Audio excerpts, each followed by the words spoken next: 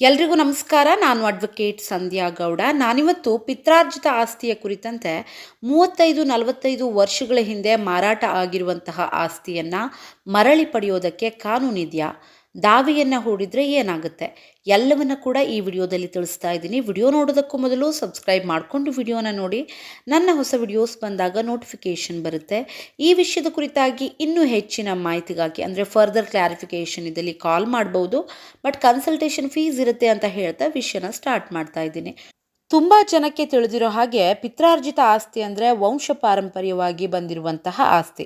ಅಂದರೆ ಮುತ್ತಾತನಿಂದ ತಾತನಿಗೆ, ತಾತನಿಂದ ತಂದೆಗೆ, ಹೀಗೆ ವಾರಸುದಾರರಿಗೆ ಬಂದಿರುವಂತಹ ಆಸ್ತಿ ಆಗಿರುತ್ತೆ. ಈಗ ಪಿತ್ರಾರ್ಜಿತವಾಗಿ ಬಂದ ಆಸ್ತಿಯನ್ನು ಅಣ್ಣ ತಮ್ಮಂದಿರು ಒಟ್ಟಾಗಿ ಅನುಭವಿಸ್ತಾ ಇರ್ತಾರೆ.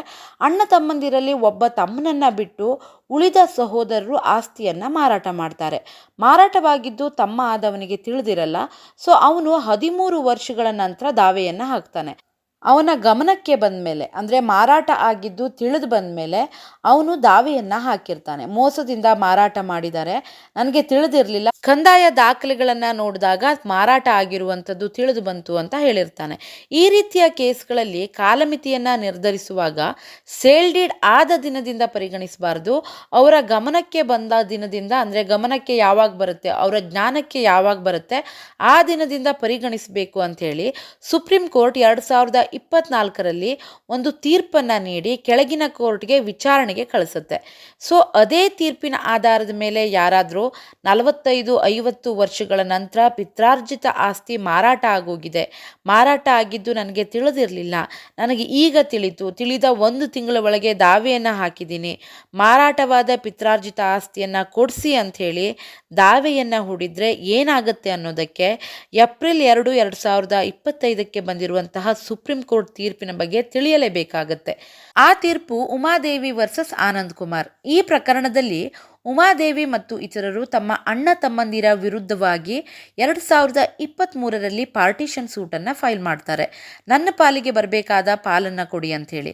ಆದರೆ ಈ ಪ್ರಾಪರ್ಟಿ 1968ರಲ್ಲಿ ಓರಲ್ ಪಾರ್ಟಿಷನ್ ಆಗಿ 1978ರಲ್ಲಿ ಮಾರಾಟ ಕೂಡ ಆಗಿರುತ್ತೆ. ಬಟ್ ಉಮಾದೇವಿ 2023ರಲ್ಲಿ ವಿಭಾಗಕ್ಕೆ ದಾವೆಯನ್ನು ಹಾಕಿರ್ತಾರೆ. ಆಗ ಪ್ರತಿವಾದಿಗಳಾದ ಅವಳ ಅಣ್ಣ ತಮ್ಮಂದಿರು ಆರ್ಡರ್ 7 ರೂಲ್ 11 ಅಡಿ ಅರ್ಜಿಯನ್ನು ಸಲ್ಲಿಸ್ತಾರೆ. ಈ ದಾವೆ ಲಿಮಿಟೇಷನನ್ನು ಮೀರಿದೆ, ಕಾಲಮಿತಿ ಮತ್ತು ಇತರ ಕಾರಣಗಳ ಆಧಾರದ ಮೇಲೆ ಈ ದಾವೆಯನ್ನು ತಿರಸ್ಕರಿಸಿ ಅಂತ ಕೇಳಿರ್ತಾರೆ. ವಿಚಾರಣಾ ನ್ಯಾಯಾಲಯ ಅವರ ಅರ್ಜಿಯನ್ನು ಅಂದರೆ ಅವರ ಅಪ್ಲಿಕೇಶನನ್ನು ಅಂಗೀಕರಿಸಿ 45 ವರ್ಷಗಳ ನಂತರ ದಾವೆಯನ್ನು ಹಾಕಿದ್ದಾರೆ. ದಾವೆಗೆ ಕಾರಣ ಸರಿಯಾಗಿಲ್ಲ ಅಂಥೇಳಿ ಆ ದಾವೆಯನ್ನು ವಜಾ ಮಾಡುತ್ತೆ. ಆದರೆ ಉಮಾದೇವಿ ಮತ್ತು ಇತರರು CPC ಆರ್ಡರ್ 41 ರೂಲ್ 1 ಅಡಿ ಹೈಕೋರ್ಟ್ಗೆ ಅಪೀಲ್ ಹೋಗ್ತಾರೆ. ಅಲ್ಲಿ ಈ ಪ್ರಕರಣವನ್ನು ಕೈಗೆತ್ತಿಕೊಂಡಂತಹ ಹೈಕೋರ್ಟ್ ಇದನ್ನು ಆರ್ಡರ್ 7 ರೂಲ್ 11 ಅಡಿ ಅಂದರೆ ಲಿಮಿಟೇಷನ್ ಮಾತ್ರ ಪರಿಗಣಿಸಿ ವಜಾ ಮಾಡಲಿಕ್ಕೆ ಆಗಲ್ಲ ಅಂಥೇಳಿ ಮೇಲ್ಮನವಿಯನ್ನು ಅನುಮತಿಸಿ ಮತ್ತೆ ವಿಚಾರಣೆಗೆ ಒಳಪಡಿಸುತ್ತೆ. ಅಂದರೆ ಈ ಕೇಸಲ್ಲಿ ವಿಚಾರಣಾ ನ್ಯಾಯಾಲಯದಲ್ಲಿ ವಾದಿಯ ವಿರುದ್ಧವಾಗುತ್ತೆ, ಅಂದರೆ ಲಿಮಿಟೇಷನ್ ಆಧಾರದ ಮೇಲೆ ಅವರ ವಿರುದ್ಧವಾಗುತ್ತೆ. ಹೈಕೋರ್ಟ್ನಲ್ಲಿ ವಾದಿಯರ ಪರವಾಗುತ್ತೆ. ಅಂದರೆ ಈ ಲಿಮಿಟೇಷನ್ ಏನಿದೆ ಅಲ್ಲ ಅದರ ಆಧಾರದ ಮೇಲೆ ವಜಾ ಮಾಡಲಿಕ್ಕಾಗಲ್ಲ ಅಂಥೇಳಿ ಅವರ ಒಂದು ಅರ್ಜಿಯನ್ನು ಅನುಮತಿಸಿ ವಿಚಾರಣೆಗೆ ಒಳಪಡಿಸುತ್ತೆ.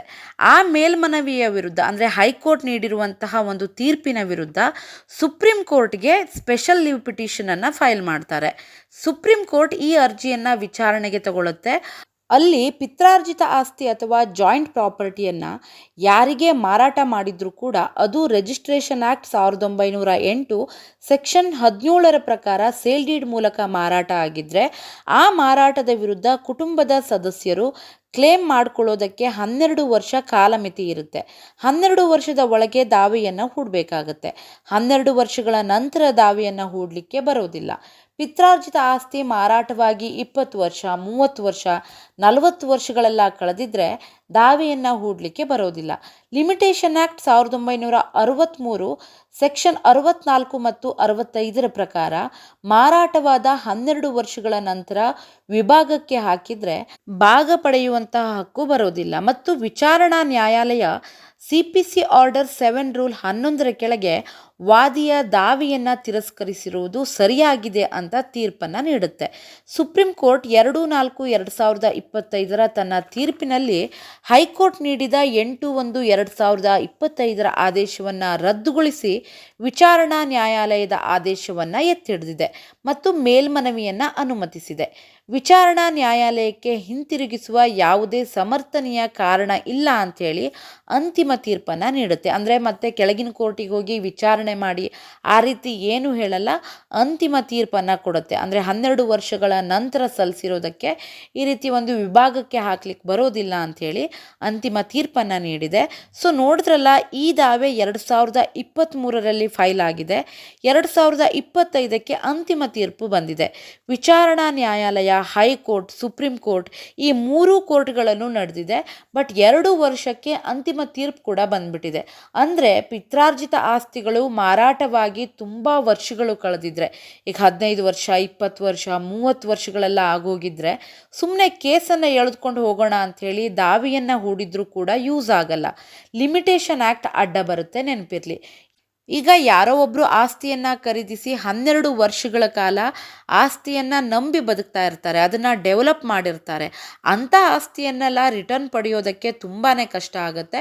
ಸೊ 12 ವರ್ಷ ಆದ್ರಂತೂ ಲಿಮಿಟೇಷನ್ ಅಡ್ಡ ಬಂದೇ ಬರುತ್ತೆ. ಸೊ 12 ವರ್ಷಗಳ ಒಳಗೆ ದಾವೆಯನ್ನು ಹೂಡಿದರೆ ನಿಮ್ಮ ಪಾಲನ್ನು ನೀವು ಪಡ್ಕೊಳ್ಳೋದಕ್ಕೆ ಆಗುತ್ತೆ ಅಂತ ಹೇಳ್ತಾ ವಿಷಯನ ಇಲ್ಲಿಗೆ ಮುಗಿಸ್ತಾ ಇದ್ದೀನಿ. ವಿಡಿಯೋ ಇಷ್ಟ ಆಗಿದ್ದರೆ ಲೈಕ್ ಮಾಡಿ, ಶೇರ್ ಮಾಡಿ ಮತ್ತು ಸಬ್ಸ್ಕ್ರೈಬ್ ಮಾಡೋದನ್ನು ಖಂಡಿತ ಮರಿಬೇಡಿ. Thank you so much.